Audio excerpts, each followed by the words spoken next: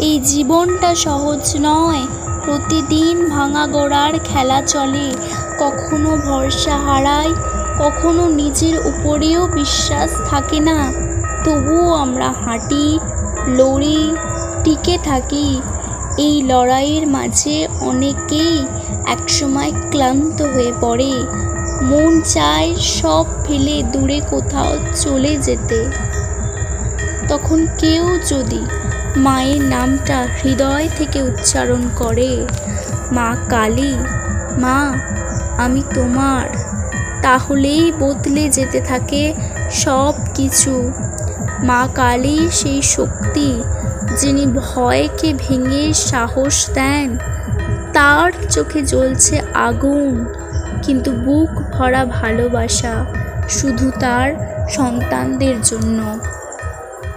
যখন কষ্টে বুকটা চেপে আসে, যখন সমাজ, পরিবার, জীবন সবাই বিরোধিতা করে, তখনও মা কালী বলেন, আমি আছি তো, ভয় কিসের। তার চরণে একটু মাথা রাখলেই মন শান্ত হয়, হৃদয় হালকা হয়। যে কান্না কাউকে বলা যায় না, তা একমাত্র মাই বোঝেন। মা কালী কেবল যুদ্ধে জয় এনে দেন না, তিনি অন্তরের অন্ধকার সরিয়ে দেন। ভয়, সন্দেহ, হতাশা সব কিছুকে জয় করার শক্তি দেন। তুমি যদি আজ দুঃখে ভেঙে পড়ে থাকো, জীবনে বারবার হেরে গিয়ে ক্লান্ত হও, তাহলে আজই একবার মা কালীর ছবির দেখে বলো, মা তুমি ছাড়া আমার আর কেউ নেই। তাকে ডেকেই দেখো, তাকে বিশ্বাস করেই দেখো। তার কৃপা একবার যার জীবনে নামে, তার জীবনের দুঃখ আর টিকে থাকতে পারে না। তুমি জিতবে, তুমি উঠবে, কারণ মা কালী তোমার সঙ্গে আছেন।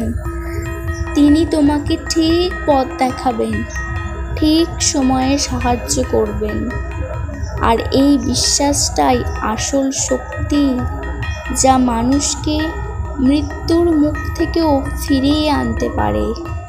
মা কালী আছেন মানেই কিছু হারায় না, সব ফিরে পাওয়া যায় নতুন করে আশীর্বাদ নিয়ে। জয় মা কালিকা।